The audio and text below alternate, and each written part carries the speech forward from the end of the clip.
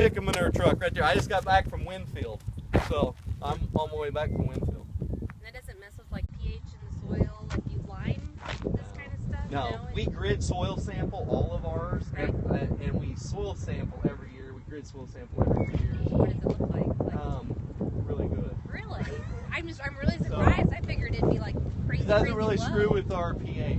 Really? So I have to randomly, put lime on some fields, Right. and a lot of times it's not the whole field. Like, I can't remember the last time this one was limed. Would have probably been 5 years ago, and we probably only limed a third of it. I remember we didn't have to lime the whole thing. And the couple of the fields around here, we farm. I've got a couple fields north of the highway, but everything else is.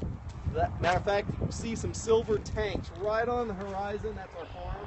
We farm in a diagonal from here to. You're gonna go. Are you going west from here? Mm-hmm. Okay, Chase is the next town that way, and we farm 4 miles south of Chase on a straight diagonal from 4 miles south of Chase to here. Oh, wow. An exact diagonal. Everything is on a straight diagonal. So, which is good and bad, because if the storms come through, they get everything. So what more would it take to say that this field would be organic? I mean, I wouldn't be able, like on the beans, I use Roundup Ready beans and Roundup. It's a residual thing? Yeah. So, I mean, we use chemicals for the control of weeds and stuff like that, but I deal with a lot of organic producers. Matter of fact, that's the truckload we hauled, the stuff we hauled down to Winfield today was organic, guys. Where's the chicken litter coming out of? Chase. They have North America's largest egg laying facility is Chase. Wonderful. So currently they have about 3.2 million chickens laying eggs in one facility, and within the next 3 years that'll be triple that. Dang. So like the New York City of chickens. Yeah. So I pulled, you can walk in both because that's what you guys have to do, but I did pull some of both because I wanted to see if you guys could figure out which one had been sprayed and which one hadn't been. Because like I said, one of these fields has been sprayed for fungicide, and I know that's one of the things you guys are talking about. And one of them hasn't been. Sprayed. Huh? I would guess this one has been sprayed for fungicide. Or sprayed with fungicide.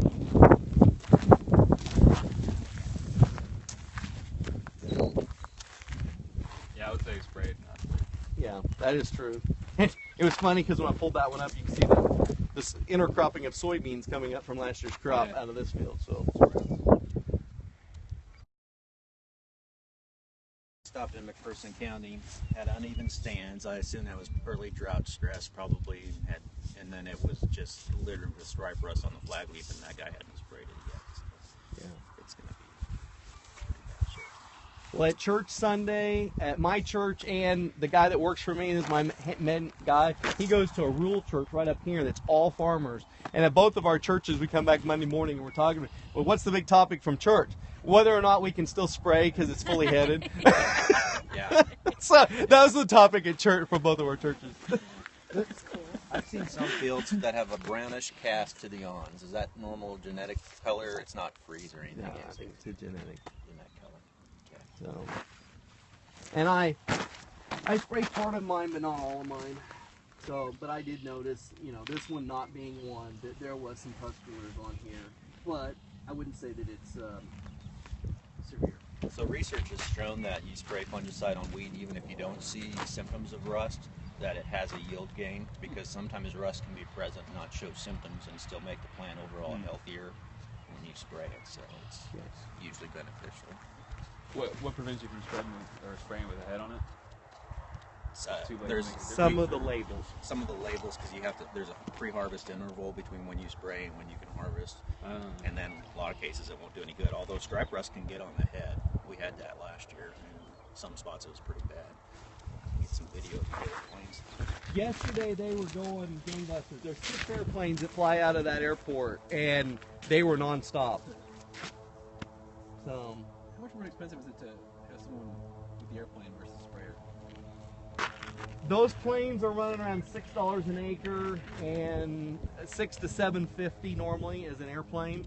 I did call them the other day asking, and they were at 6 for if you do 1,000 acres. If you do less than 1,000 acres, they were at 7.